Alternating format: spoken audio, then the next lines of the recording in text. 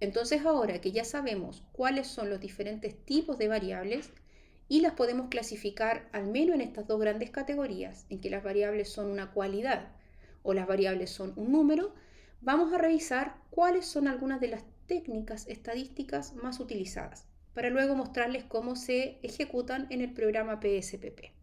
En la estadística descriptiva, recordemos que el objetivo es simplemente describir lo que tenemos contenido, ¿cierto? En este caso, en esta base de datos de personas que participaron en una intervención nutricional.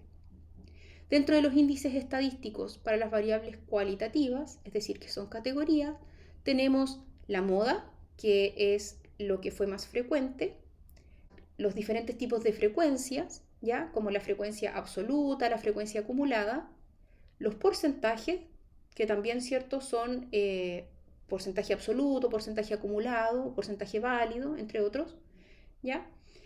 Y también vamos a tener algunas representaciones gráficas, como por ejemplo las tablas de contingencia, donde se van combinando las frecuencias de dos cualidades, por ejemplo.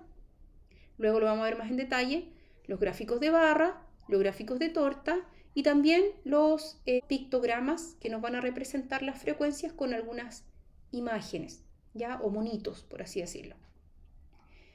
Dentro de las técnicas estadísticas que se utilizan para las variables numéricas, algunas de las más frecuentes son la media, que es el promedio, ¿cierto? Lo que conocemos clásicamente como promedio, que es la media aritmética. La desviación estándar, que es un indicador que nos muestra cómo se mueven los datos alrededor del promedio, ¿ya? Qué tan dispersos están nuestros datos, en otras palabras. El puntaje mínimo obtenido y el puntaje máximo. Esto es como lo que arroja por defecto cualquier análisis estadístico descriptivo de variables cuantitativas. Y también tenemos algunas representaciones gráficas que solo son pertinentes, ¿cierto?, para las variables de tipo numéricas, como es el histograma, los gráficos de dispersión, el polígono de frecuencia y el diagrama de caja y bigote, que son algunas de las más utilizadas. Obviamente hay muchas más técnicas, pero esto es como lo clásico que podemos conocer. Ahora vamos a ver cómo podemos realizar estos diferentes análisis utilizando el software PSPP. Al software, ¿cierto? Ya sabemos cuáles son nuestras variables cuantitativas y cuáles son nuestras variables cualitativas. Entonces vamos a comenzar a hacer una descripción. La descripción de los datos evidentemente va a responder a nuestros objetivos de investigación, ¿ya? Por tanto, no vamos a hacer todos los análisis que podemos, sino que los análisis que son coherentes con nuestros objetivos. Es frecuente que en una investigación los primeros objetivos tengan que ver con describir los datos que tenemos asociados a nuestras variables de interés. Por ejemplo, en este momento, una de las cosas que a mí más me interesa es saber cuántas personas pertenecían al grupo de intervención A y cuántas personas pertenecían al grupo de intervención B. Es una variable de tipo cualitativa, por tanto lo que podemos hacer acá es pedir frecuencias, ¿ya? Y gráficos de barra y de torta.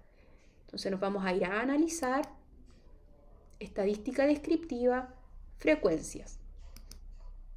Y vamos a desmarcar estas alternativas que no tienen sentido para nosotros y vamos a tomar la variable grupo, la vamos a ingresar a esta caja y le vamos a pedir una gráfica. En este caso le voy a pedir que haga una gráfica de barras. Continuar y acepto. En una hoja que va a estar detrás de esta van a aparecer nuestros resultados, ¿ya? Entonces acá tenemos nuestra tabla de frecuencias. Esta tabla nosotros después la podemos llevar, por ejemplo, al Excel para hacer unos gráficos más bonitos y amigables, ¿cierto? Pero ya tenemos los valores que nos interesan. Sabemos que en el grupo de intervención A hubo 9 personas y sabemos que en el grupo de intervención B hubo 11 personas. En total 20 personas. No hay datos perdidos en este caso. Acá tenemos el porcentaje, es decir, el 45% de las personas pertenecía al grupo de intervención A, mientras que el 55% de las personas pertenecía al grupo de intervención B. El porcentaje válido es relevante cuando tenemos datos perdidos, porque nos va a decir cuánto porcentaje, nos va a agregar acá abajo, cuánto porcentaje de personas no pertenecían a ninguno de estos dos grupos. ¿ya? Y el porcentaje acumulado va sumando el porcentaje anterior, ¿cierto?, con el que sigue. Entonces 45% más 55% nos da este 100%. Este porcentaje acumulado es bastante útil cuando tenemos variables ordinales. Es decir, nosotros podemos decir, por ejemplo, el 40% de las personas que participaron en la investigación tenía educación media o menos que eso. ¿Ya? Esa es la utilidad, por ejemplo, del porcentaje acumulado. Luego tenemos nuestro gráfico de barras, ¿cierto?, que sencillamente nos va a mostrar cada uno de los grupos con una etiqueta en este eje y el conteo, en este caso, el conteo de la frecuencia en bruto de la cantidad de personas que había en cada uno de los grupos.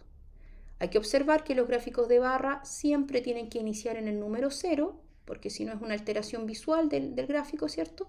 Y que las barras son equivalentes, ¿cierto?, a la cantidad de personas que hubo en cada grupo. Hagamos otro análisis ahora de otra variable cualitativa. Si yo quiero una gráfica de sectores, me voy a analizar, estadística descriptiva, frecuencias, y voy a pedir a la variable comuna, ¿cierto?, nuevamente, pero acá en gráficas, le quiero pedir que haga un gráfico de sectores. Si yo tengo muchos datos perdidos, lo puedo incluir en el gráfico o indico en el diálogo, ¿cierto?, que hubo tantos valores perdidos. Lo importante es que si los hay que registrarlos en algún lugar del reporte de los resultados.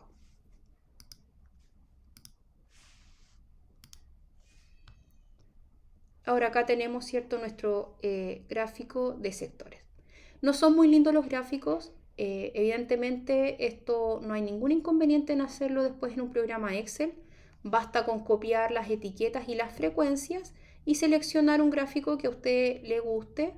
Normalmente, por ejemplo, a mí me gusta que el gráfico lleve sus valores, su porcentaje dentro, en caso de que haya alguna dificultad. Esta es sencilla, su lectura es sencilla, pero cuando es hay mucha información se pone un poco más complicado.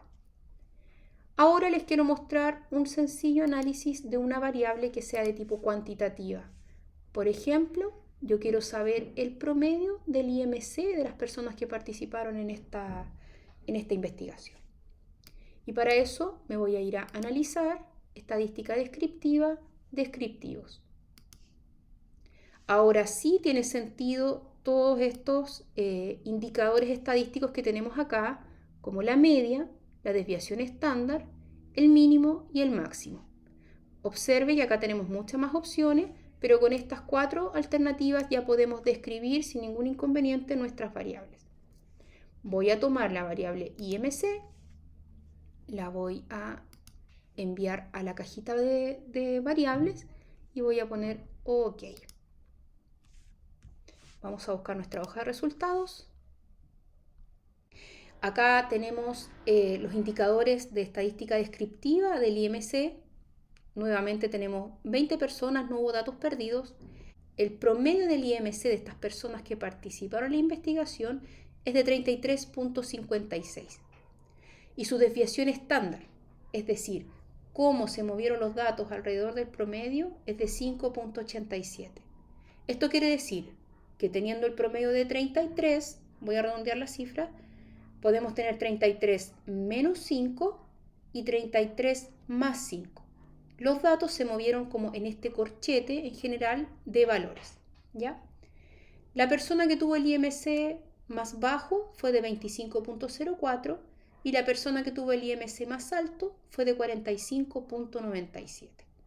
Estos son los análisis descriptivos más simples que podemos obtener para poder describir nuestra muestra.